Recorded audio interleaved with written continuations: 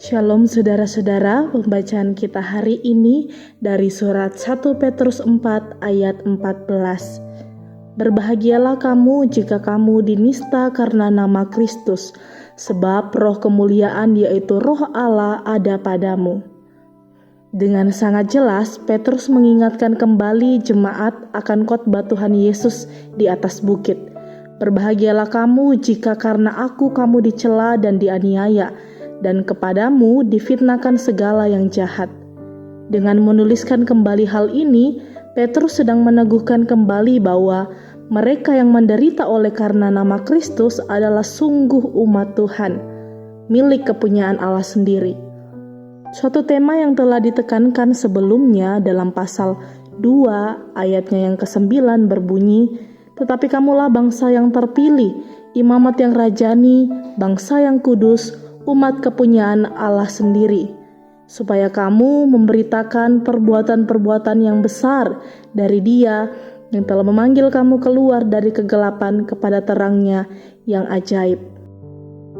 Ini menjadi suatu kegenapan perjanjian Allah bahwa mereka akan menjadi milik kesayangan Tuhan dan menjadi suatu kerajaan imam.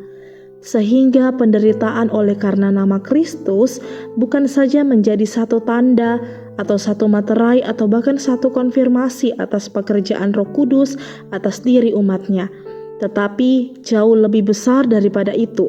Kalimat Roh Allah ada padamu telah digenapkan oleh Kristus, dan Petrus menghubungkannya dengan umat Tuhan. Sehingga hal ini menekankan bahwa umat Tuhan dipersatukan di dalam Kristus oleh Roh Kudus. Kristus menjadi kepala dan kita menjadi anggota tubuhnya. Maka sebagai anggota tubuh kerajaan Allah, anggota tubuh Kristus yang menderita disebut berbahagia, oleh sebab kita sedang menikmati perkenanan Tuhan untuk mencicipi keagungan dari kemuliaan yang akan datang dan mengalami janji dari Roh Kudus.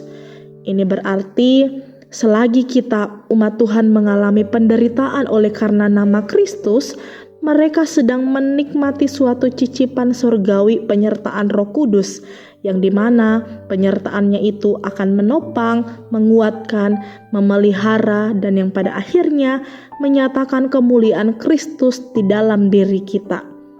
Sungguh suatu anugerah yang terbesar bahwa kita setelah ditebus oleh Kristus menjadi manusia baru yang dipakai oleh Allah untuk menyatakan kemuliaan-Nya.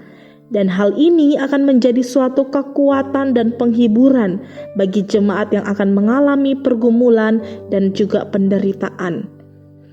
Oleh sebab itu, biarlah kita boleh merenungkan dengan sungguh-sungguh penghiburan apa yang kita kejar dalam hidup kita. Apakah penyertaan Roh Kudus yang pada akhirnya menyatakan kemuliaan Kristus dalam hidup kita ketika melewati beragam penderitaan oleh karena namanya, atau kita sedang mengejar kejayaan, kesuksesan, kehausan akan kuasa yang pada akhirnya tidak akan membawa kita kepada penghiburan yang sejati. Kiranya Tuhan boleh menolong kita. Amin. Mari kita berdoa. Ya Tuhan, tolonglah kami untuk kami boleh memahami penderitaan yang kami alami karena kebenaran sebagai umat-Mu. Kami percaya ini adalah anugerah yang Engkau berikan bagi kami, sebab melaluinya Engkau boleh berkenan memberikan kami kesempatan untuk kami boleh menikmati cicipan surgawi, yakni penyertaan Roh Kudus yang akan menopang kami, menguatkan kami, bahkan menghibur kami, sehingga kami boleh mengerti apa itu bersukacita di dalam Engkau, apa itu bersukacita di dalam penderitaan yang Engkau kehendaki. Terima kasih ya Bapa. Terpujilah nama-Mu, di dalam nama Tuhan Yesus kami sudah berdoa. Amin.